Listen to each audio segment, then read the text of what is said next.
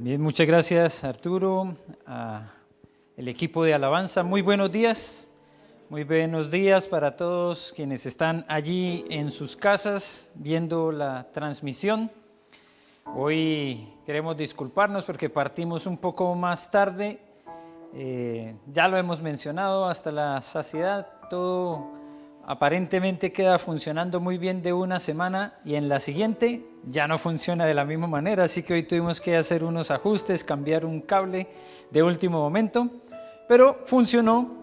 Y como queremos estar de todas maneras en un mismo momento, en un mismo sentir, pues hubiésemos podido partir aquí nomás, pero se iba a afectar un poco para las personas que estaban allá viendo en sus casas porque no iban a poder ver la letra de las canciones, así que esperamos un poquitito, partimos un poco más tarde, pero estuvimos unidos en un mismo sentir y pudimos cantar al unísono, es decir, al mismo tiempo, aunque tengamos algunas diferencias hasta horarias. Algunas personas que están viendo la transmisión, por ejemplo, como mi suegra, está 6 horas adelante allá en Suecia y otros solamente 2 horas, quienes nos están viendo en Colombia. Pero sin importar que allá sea la tarde y aquí todavía sea la mañana, estamos unidos en un mismo sentir y eso es una gran alegría. Saber que podemos seguir unidos como iglesia a pesar de las distancias y bueno, también a pesar de las contrariedades que se nos puedan presentar con la parte técnica, igual el Señor se está encargando de todo y qué bendición poder estar unidos cantando y alabando a este Dios tan grande. Cuán grande es Dios. Todos lo verán. De pronto algunos pensamos que se ha tardado mucho en que toda la humanidad pueda ver a ese segundo regreso de Cristo. La palabra del Señor nos dice, no es que esté tardando. Será en el tiempo indicado cuando Dios así lo defina. Es decir, ya está definido, pero será en el momento justo. Sin embargo, todavía para nosotros hay un espacio de tiempo en el que se nos da la oportunidad de acercarnos a Dios. Todavía se nos está dando un tiempo para que la humanidad se arrepienta. Y eso es lo que dice la palabra del Señor. No es que esté tarde, sino que el Señor sigue dándonos espacio de tiempo. Por eso tan importante que ratifiquemos ¿para qué estamos nosotros aquí en la tierra? ¿Y cuál es la función de la iglesia? Es lo que hemos venido mirando las últimas semanas. ¿Para qué esos 5 ministerios de los cuales habla el apóstol Pablo en Efesios 4:11? ¿Y cómo nosotros nos podemos ver identificados en esos ministerios? La semana pasada hablamos de los apóstoles y con ello nosotros estamos pensando entonces en un grupo de hombres que el Señor buscó, que el Señor también discipuló, porque el nombre que se les dio fue apóstoles, pero antes de ser llamados apóstoles eran discípulos. Y la palabra dice que cuando él tenía ese grupo de discípulos que lo seguían para todas partes, en medio de ese grupo grande de discípulos seleccionó a 12. Y los fue llamando a cada uno por su nombre. Y en algunas ocasiones salió con Pedro, con Juan, en otra ocasión se vio como en algunas actividades más cercano con Santiago, pero con todos ellos gozó de un tiempo de 3 años en los que pudieron ser discipulados. De este grupo nosotros destacamos algo, que solamente Jesús los nombró. Solamente Jesús les dio a cada uno de ellos una labor, una función. Él fue y los encontró, algunos pescando, también otros estaban ahí cobrando los impuestos. Había uno de ellos que era celote. El grupo de los celotes en ese momento era un grupo guerrillero. Así lo podemos entender nosotros como para hoy más o menos entender lo que ellos hacían, los celotes. Yo siempre me he preguntado, cuando llamó a Simón, ¿qué estaría haciendo Simón? ¿Estaría planeando el próximo atentado? estaría planeando la próxima Pilatuna, porque ellos hacían algunas escaramuzas, habían hecho ataques hacia el ejército romano, porque ese grupo intentaba conseguir su libertad. No querían estar más bajo el yugo de los romanos. Entonces, ¿qué estaría haciendo Simón cuando el Señor lo llamó? No sé. No se nos aclara en la Escritura. Pero sí se nos aclara que él era celote, que hacía parte de ese grupo subversivo. Después siguió siendo subversivo. Y quién sabe qué tanto de lo que él aprendió cuando estaba en el grupo de los celotes le sirvió a los demás discípulos cuando empezaron a perseguir a los cristianos. ¿Ven? A veces uno dice, ¿para qué llamó un celote? ¿Qué tanto de lo que el celote sabía de buscar lugares apartados para reunirse le pudo servir ahora al grupo de los cristianos? Ya no para que fueran celotes subversivos que hicieran atentados y que pusieran en riesgo la vida de otros, sino para que cumplieran la misión. Por eso la historia nos cuenta que los cristianos empezaron a reunirse en cuevas, en catacumbas, en lugares que solamente alguien con buena destreza sabía, allá no nos van a pillar. Por algo el Señor los llamó, por algo el Señor los buscó. Y uno de ellos, después de que ya Jesús había resucitado, después de que había ascendido, también el Señor fue y lo llamó. A Pablo, cuando iba listo a cumplir con su misión de perseguir a los cristianos, el Señor también lo llamó. Pablo, ¿por qué me persigues? Entonces el Señor cumplió una función con cada uno de ellos. Y nos dice la Escritura que 12 cimientos estarán presentes en esa nueva Jerusalén. El libro de Apocalipsis nos habla del fin de los tiempos y de una nueva forma de acercarnos también a Dios, de una nueva etapa en la humanidad, en donde van a aparecer esos 12 nombres de los que el Señor llamó, 12 apóstoles del Cordero. Entonces, cuando lleguen por ahí a hablarles a ustedes, porque puede ser que les llegue una invitación a ir y a escuchar al apóstol tal, al nuevo apóstol, pues la verdad es que yo les invito a que consideren muy bien, si van, lo que escuchen, que escudriñen muy bien lo que escuchen, porque lamentablemente también estaba escrito que se iban a levantar muchos engañadores y muchos que se iban a autoproclamar y a poner nombres que no corresponden, porque los apóstoles, ¿cuántos fueron? 12. De ahí en adelante, los que se autodenominen así, yo tengo una gran sospecha, que probablemente no han entendido realmente cuál es el llamado que el Señor les ha hecho. Porque los 12 fueron los que el Señor llamó, los que Él comisionó. Pero este pasaje de Efesios 4:11 también nos habla de otro grupo, de los profetas. Y estos profetas también hoy tienen un espacio, porque no ha desaparecido la percepción de que todavía hay profetas. Y no sé si ustedes han escuchado en algún momento, ¿cierto?, que anteponiendo el nombre de una persona reconocida, ya sea un predicador, ya sea alguien que tiene un ministerio, se le antepone también la palabra profeta, el profeta tal. ¿Podremos pensar que todavía hay también profetas? De pronto ya los apóstoles pues eran 12, pero los profetas no tienen número. No hay una descripción en la Biblia que diga de los tantos profetas. ¿Será que todavía siguen apareciendo profetas? Pues vamos a leer en la Escritura en Isaías capítulo 6.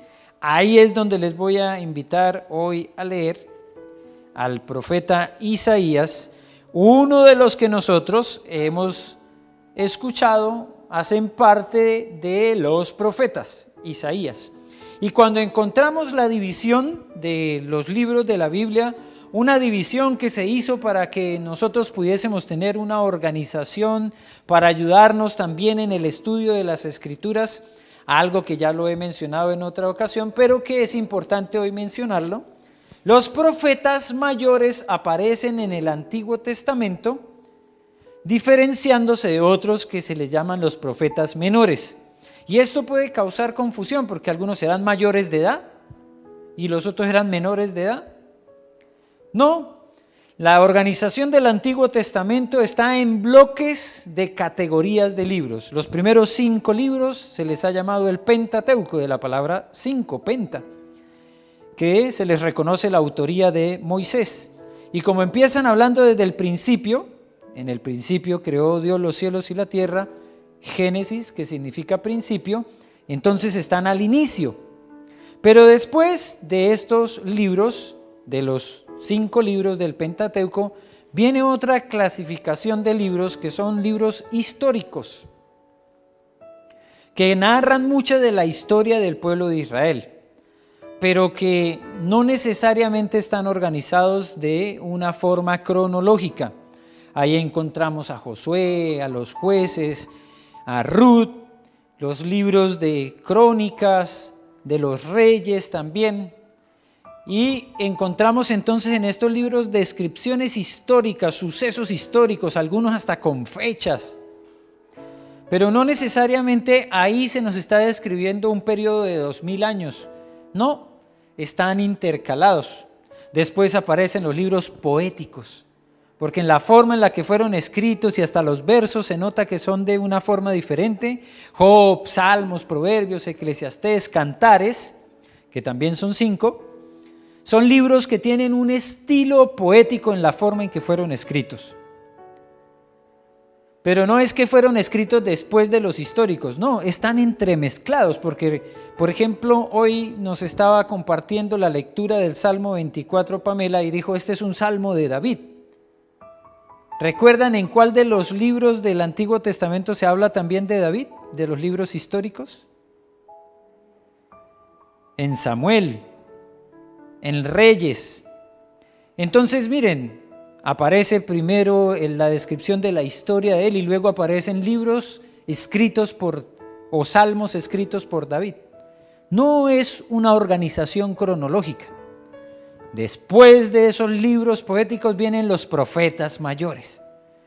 Y se le llaman mayores porque son los libros más grandes, no porque eran los más viejos. Son los libros que tienen más contenido, más espacio, ¿cierto? Ocupan Isaías, Ezequiel, Jeremías. Y estos libros entonces se les han reconocido como mayores, diferenciándoles de los profetas menores, que son 12 también y son más chicos. Y son el dolor de cabeza de algunos de nosotros, ¿cierto? Cuando nos dicen, busquen en la Biblia en Abdías. Y empieza uno para adelante y para atrás, porque son chicos, ¿no? Se mezclan entre páginas. Amós. Son libros más chicos y por eso se les llamaron profetas menores. Pero los profetas mayores y menores cumplieron una función. Y como vamos a ver en Isaías capítulo 6, versículos 1 al 8, también fueron llamados por Dios. Dice la palabra del Señor, y leo en la Reina Valera, Isaías capítulo 6. En el año que murió el rey Usías, vi yo al Señor sentado sobre un trono alto y sublime, y sus faldas llenaban el templo. Por encima de él había serafines, cada uno tenía 6 alas, con 2 cubrían sus rostros, con 2 cubrían sus pies, y con 2 volaban. Y el uno al otro daba voces diciendo, Santo, Santo, Santo, Jehová de los ejércitos, toda la tierra está llena de su gloria. Y los quiciales de las puertas se estremecieron con la voz del que clamaba, y la casa se llenó de humo. Entonces dije, ¡ay de mí, que soy muerto, porque siendo hombre inmundo de labios, y habitando en medio de pueblo que tiene labios inmundos, han visto mis ojos al Rey, Jehová de los ejércitos. Y voló hacia mí uno de los serafines, teniendo en su mano un carbón encendido, tomado del altar con unas tenazas. Y tocando con él sobre mi boca, dijo: He aquí que esto tocó tus labios, y es quitada tu culpa, y limpio tu pecado. Después oí la voz del Señor que decía: ¿A quién enviaré? ¿Y quién irá por nosotros? Entonces respondí yo: heme aquí, envíame a mí. Oremos. Bendito Señor, te alabamos, te bendecimos, te damos gracias por esta oportunidad que tenemos de, congregados en tu nombre, escudriñar las Escrituras. Señor, al igual que Isaías, reconocemos nuestro pecado, que somos inmundos. Pero es por tu gracia, por tu amor, por tu misericordia que podemos presentarnos delante de ti con un carbón encendido, el fuego del Espíritu Santo. Tú nos has limpiado, tú nos has perdonado, y por eso podemos estar delante de ti.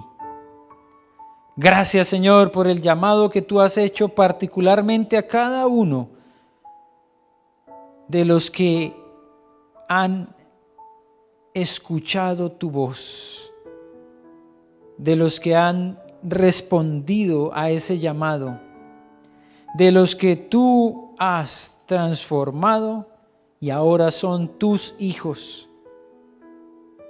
de los que hemos recibido el privilegio de ser llamados hijos de Dios. Y tu palabra dice que es a los que le recibieron, a los que creen en el nombre de Jesús.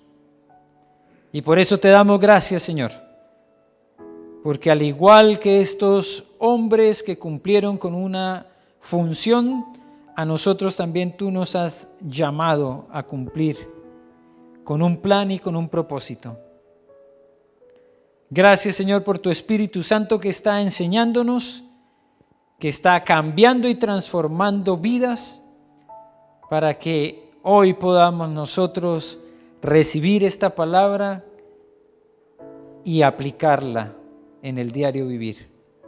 En tus manos quedamos, Señor, y te damos gracias por tu presencia con nosotros. En Cristo Jesús. Amén y amén.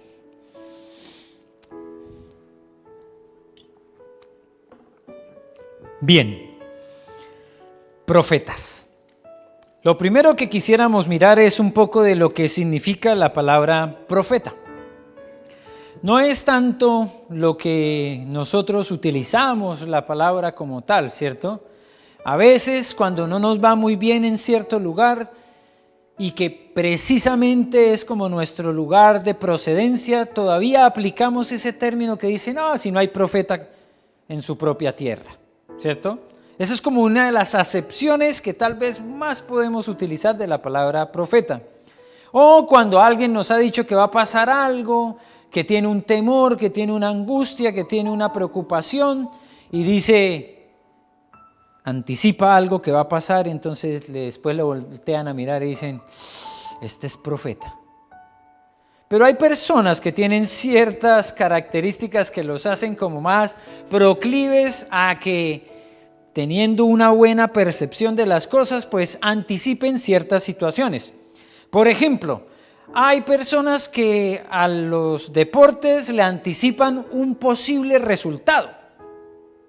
Y entonces dicen: uy, no, este partido de fútbol lo ganamos porque lo ganamos. Y algunos toman bastante sentido en lo que piensan que va a pasar y hasta hacen apuestas. Y ahí hemos visto también la historia de muchos que perdieron todo lo que tenían porque tenían una gran corazonada de lo que iba a pasar, pero resulta que hay ciertas situaciones que se salen por completo de nuestro control.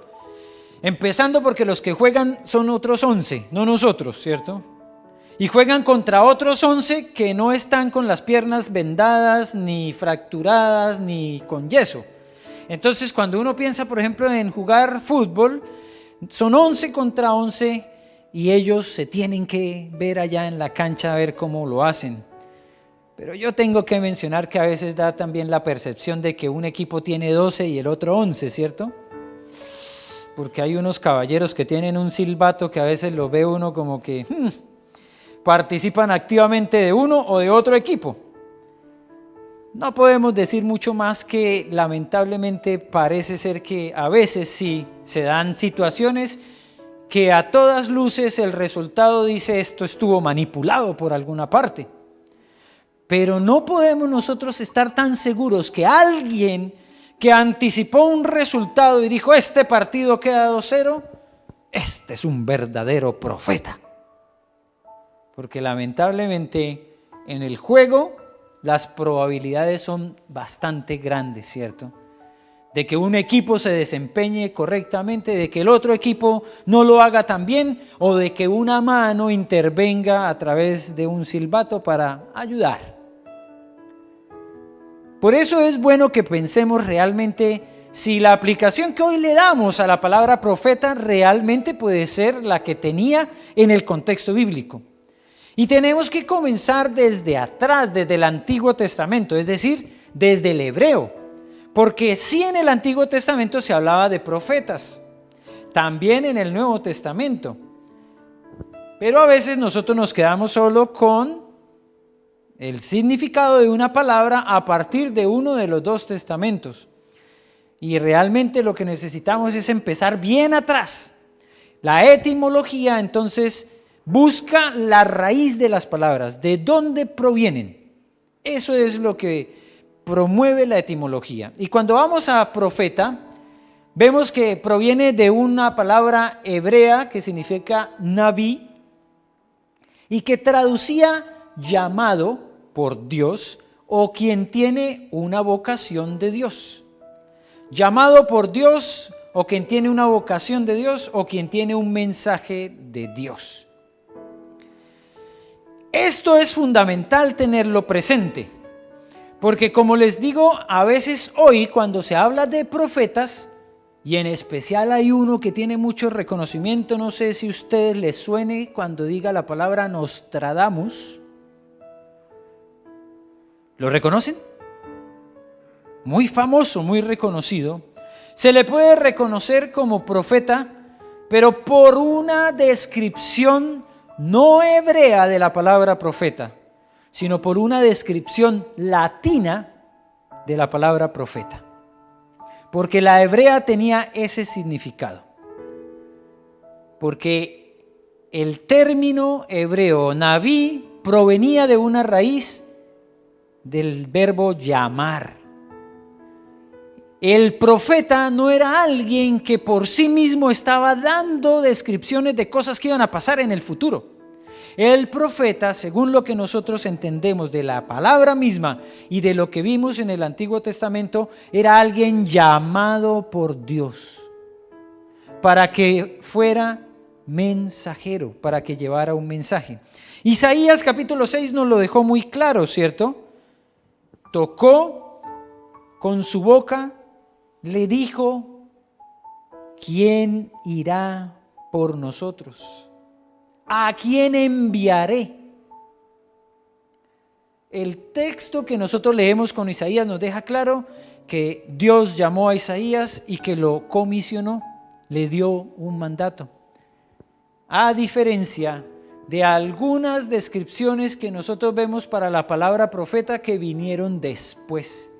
Del griego nosotros entendemos que la palabra profeta viene de profetes, que también tenía el mismo sentido, ser llamado, ser comisionado. Pero con el paso del tiempo hubo una distorsión del significado de la palabra profetes, y cuando apareció el latín, en el latín sí entienden muchas veces que profeta significa anunciador de sucesos futuros. Entonces tengamos bien en cuenta que cuando la palabra del Señor en Hebreos capítulo 11, Hebreos 4:11 habla de profetas, no está hablando de los profetas del latín que fue más posterior. Ni siquiera está hablando del profeta del griego con el que se está escribiendo el Nuevo Testamento, sino que nos está hablando de los profetas, tal cual los habían conocido el pueblo de Israel. Profetas que no les fue tan bien, no gozaron de verdadera popularidad. Los profetas que nosotros vemos en el Antiguo Testamento no fueron tan famosos como nosotros creemos. Son profetas que normalmente tuvieron a personas en contra de ellos. No fueron personajes que tuvieran un reconocimiento y una fama como alguien al cual había que hacerle muchas reverencias. No eran famosos ni reconocidos como, por ejemplo, fue tan fácil para muchos de ustedes asentir con la cabeza cuando hablé de Nostradamus. Casi que lo reconocieron todos. No sé si hay alguien que nunca había escuchado la palabra Nostradamus y que no sepa de quién se trata. Pero los profetas del Antiguo Testamento no les fue tan bien. Realmente cuando nosotros vemos el texto, por ejemplo, de Hechos, capítulo 7, versículo 52, miren lo que nos habla de los profetas de los que nosotros encontramos en el Antiguo Testamento. Hechos 7, 52. ¿A cuál de los profetas no persiguieron sus padres? Ellos mataron a los que antes habían anunciado la venida del justo, del cual ahora ustedes se hicieron traidores y asesinos. Imagínense lo que están diciendo de los profetas. ¿A cuál de los profetas del Antiguo Testamento lo buscaron para felicitarlo? Los buscaron para matarlos. Y todos tuvieron desenlaces bastante complejos, difíciles. Enfrentaron diversas situaciones en las que especialmente sus vidas corrían peligro.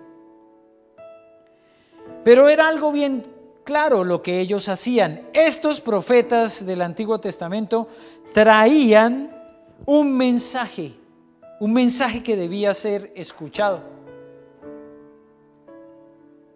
Y este mensaje entonces nosotros hoy todavía lo podemos escuchar porque quedó escrito. Cada uno de ellos tenía un mensaje específico. Algunos profetizaron restauración para el pueblo de Israel, pero realmente el mensaje principal no era uno que pudiera traer realmente agrado para los que lo escuchaban, porque siempre los profetas denunciaron el pecado del pueblo. Los profetas normalmente se paraban enfrente de la muchedumbre y les decían: nos hemos alejado de Dios. Somos un pueblo corrupto. Miren lo que dijo Isaías en el momento en el que está viendo toda esta presentación de serafines, que el Señor está sentado en su trono, que están cantando: Santo, santo, santo. Y él dice: ay de mí que soy muerto, porque siendo hombre inmundo de labios y habitando en medio de un pueblo que tiene labios inmundos, han visto mis ojos al Señor. Esa es una declaración inmediatamente de un hombre que todavía apenas está siendo llamado para ser profeta y ya está denunciando lo que encuentra a su alrededor: gente con labios inmundos. ¿Qué creen que después, cuando el Señor lo envió a hablarle al pueblo, les dijo? Lindos tus labios, todos ustedes tienen una boca preciosa, les salen palabras maravillosas.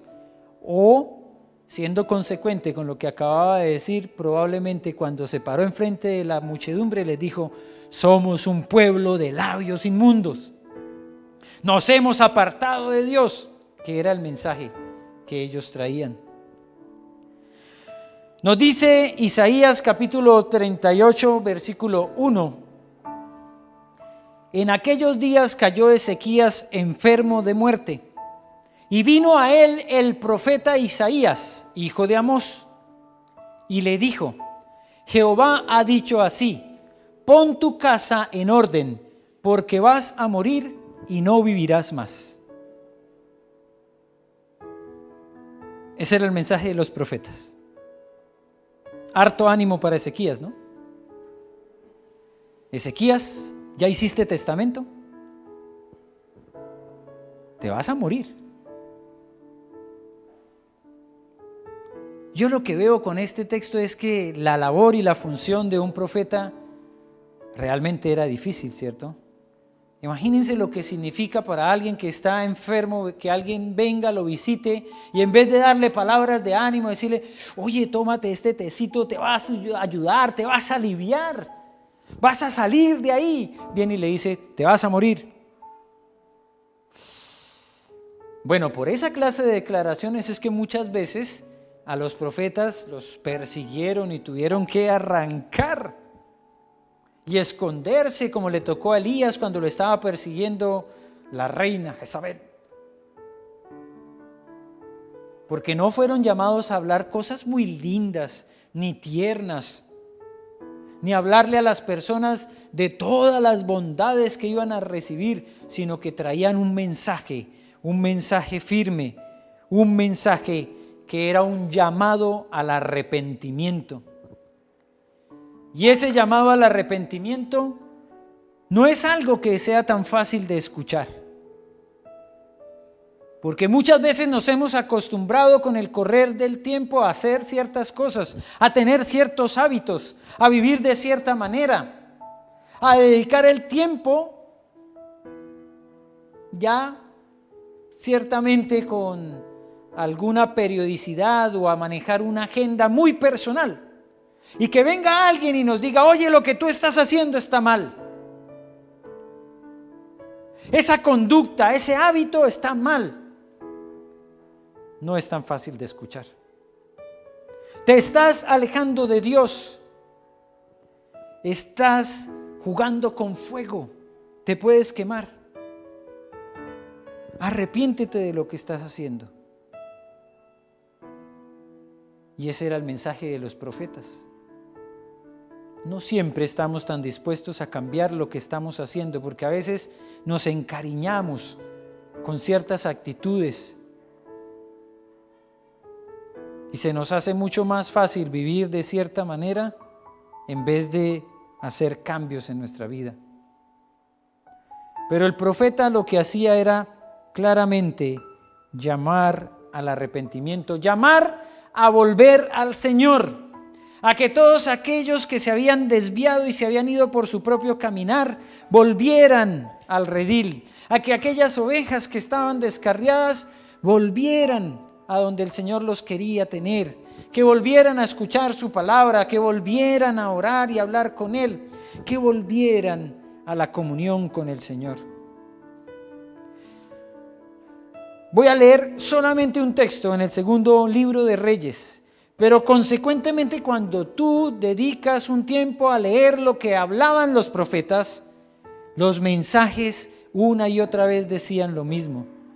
El Señor protestaba entonces contra Israel y contra Judá por mano de los profetas y de todos los videntes, diciendo: volveos de vuestros malos caminos y guardad mis mandamientos y mis ordenanzas, conforme a todas las leyes que yo mandé a vuestros padres y que os he enviado por manos de mis siervos los profetas.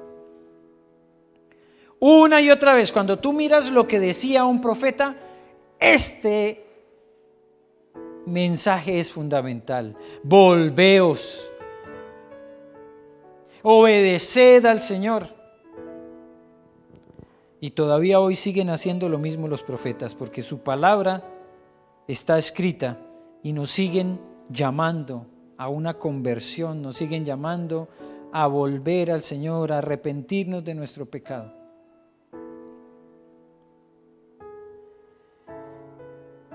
Así que esto es lo que nosotros vemos en el Antiguo Testamento. Vuelvo y digo, estoy mirando solo un texto en segundo libro de Reyes, capítulo 17, porque podríamos ir por Jeremías, por Ezequiel, por cada uno de los profetas, y todos hacen el mismo llamado: volver al Señor.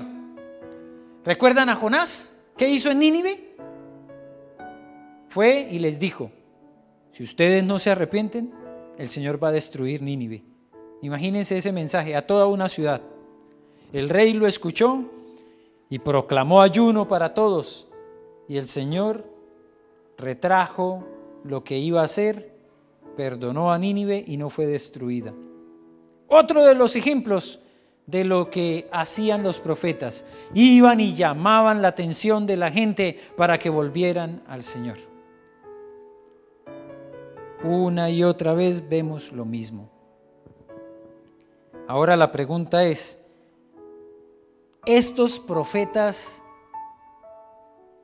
cuando murieron, porque lo que vemos y lo que decía el texto claramente de Hechos es que fueron perseguidos, fueron asesinados, algunos fueron apedreados hasta morir.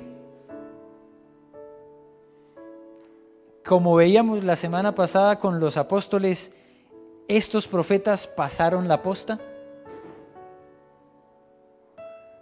¿Encuentran ustedes descripciones cuando han leído la escritura de profetas que dijeron: ahora tú vas a ser el profeta después de que a mí me maten?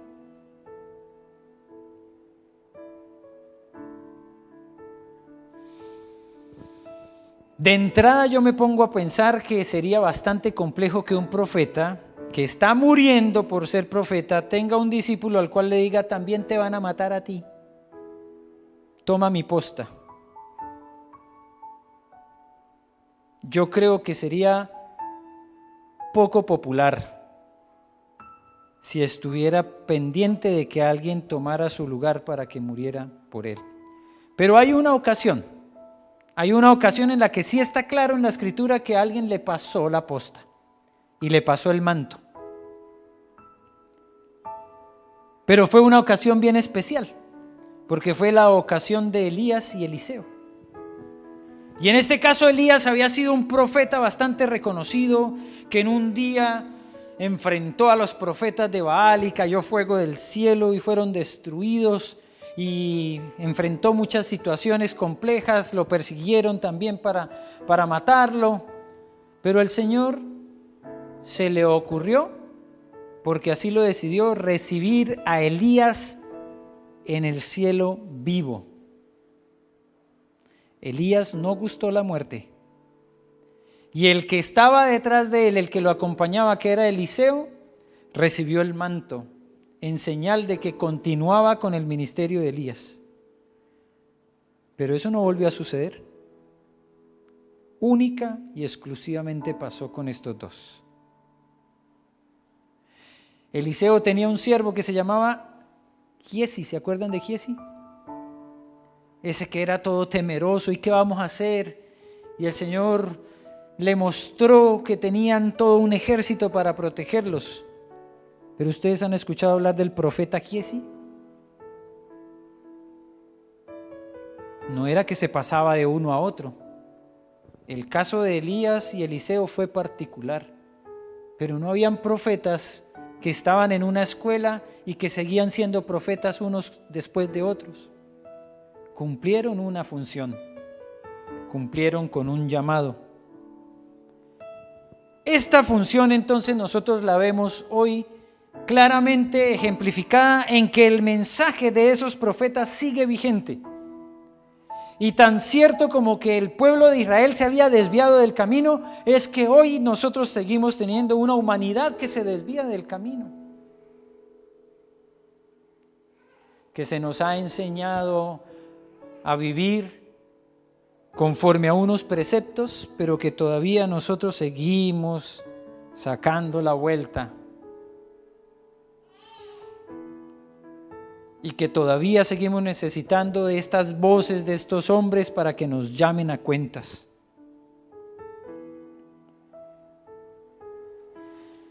Tengo una pregunta: ¿los profetas de hoy hacen lo mismo?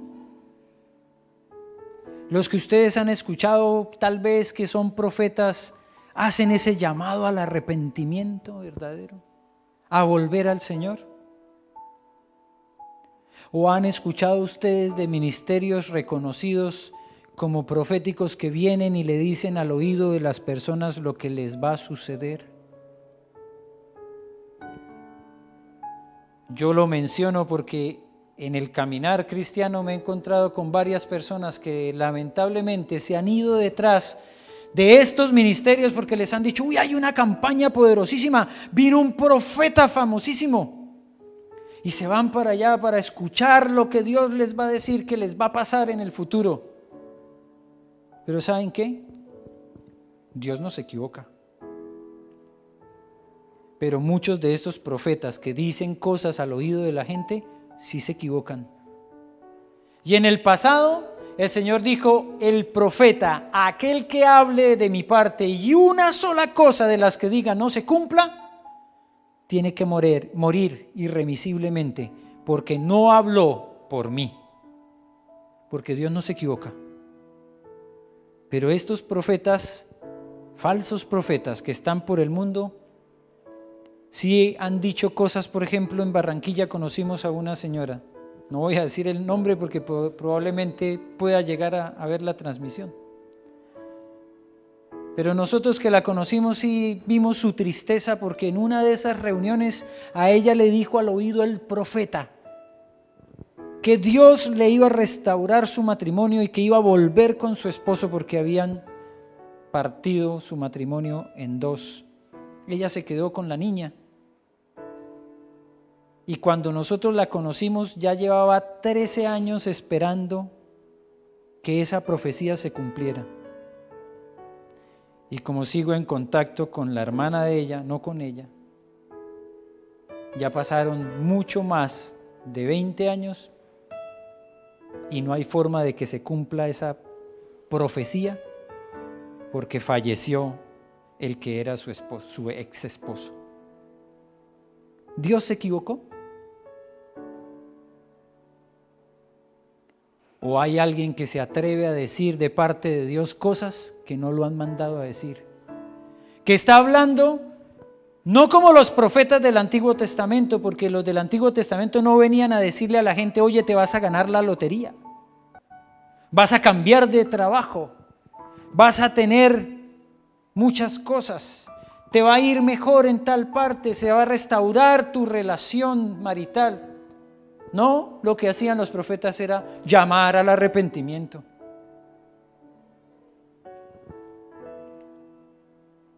Y me daba mucha tristeza con esta mujer, tantos años esperando que se le cumpliera lo que le dijeron al oído, que era una profecía. No hay necesidad de buscar quien nos diga algo del futuro, porque saben que el único que lo conoce es el Señor. El futuro nuestro está en manos de Dios. Y ahí sí que estamos seguros y debemos estar confiados. No nos angustiemos por el mañana porque no ha llegado. Sigamos confiando en el único que tiene todo bajo control.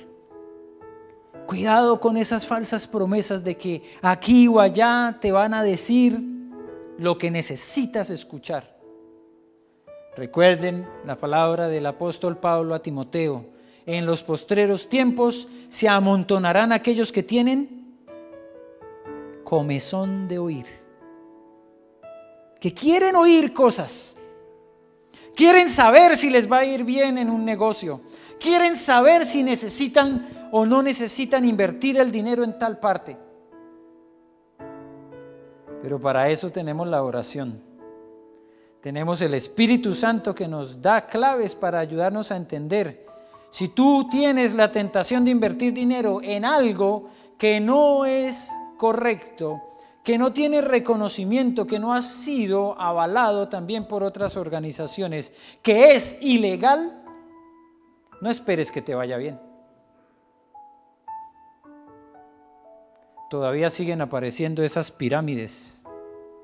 Le llaman pirámides porque se nutren de un poco de personas que están abajo poniendo dinero, y el de arriba lo recibe todo, se lo gasta y después todos quedan ahí con desesperanza, con angustia, con preocupación, porque perdieron los ahorros de su vida, invirtieron una jubilación. ¿Por qué? Porque les pintaron un panorama, falsos profetas que se han aprovechado de la gente y que están no solamente afuera, sino que también están dentro de la iglesia.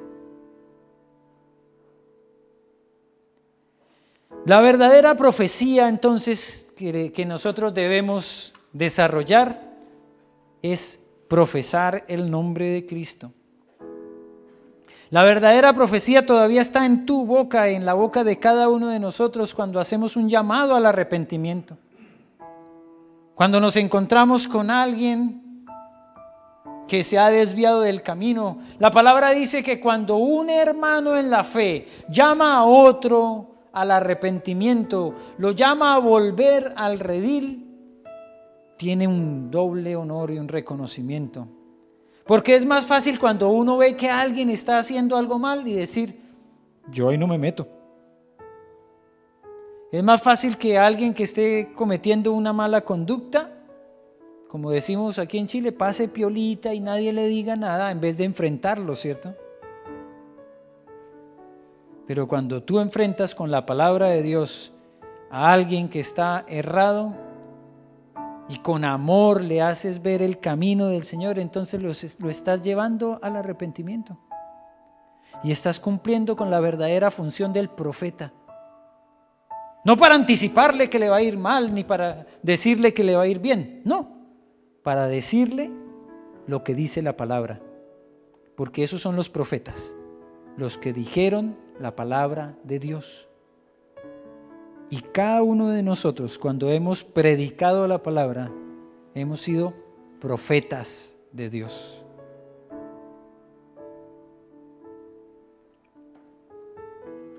Todavía hay algunos que en ciertas regiones del mundo, por predicar la palabra de Dios, por ser profetas de Dios, están muriendo o están sufriendo. ¿Eso te intimida? ¿Eso te asusta? Pues ninguno de los que están hoy en la gloria del Señor por hacer lo que el Señor les mandó, perdió su galardón. Lo perdieron aquellos que no hicieron lo que el Señor les llamó a hacer. Bien, buen siervo fiel, entra en el gozo de tu Señor. Esas son las palabras que quisiera escuchar, ¿cierto? Pero hay otros que probablemente van a escuchar una frase del Señor: apartaos de mí, hacedores de maldad. No os conozco, porque no hicisteis lo que yo os mandé a hacer. Esa es la función de los profetas de hoy en día. Si no te identificas con ello, probablemente no has entendido qué significa Mateo 28, 19 y 20. Id y haced discípulos a todas las naciones, predicándoles y enseñándoles a guardar todo lo que os he enseñado, dijo el Señor Jesucristo.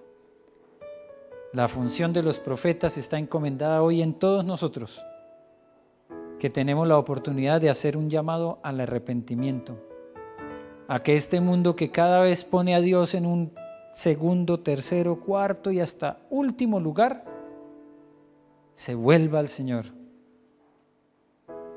se arrepienta del pecado, reconozca a Jesús como Señor y Salvador y sean salvos. Padre, te damos gracias por esta palabra que hoy nos recuerda tu llamado a Isaías y a todos estos profetas que cumplieron con la función cabalmente, fueron a llevar tu mensaje.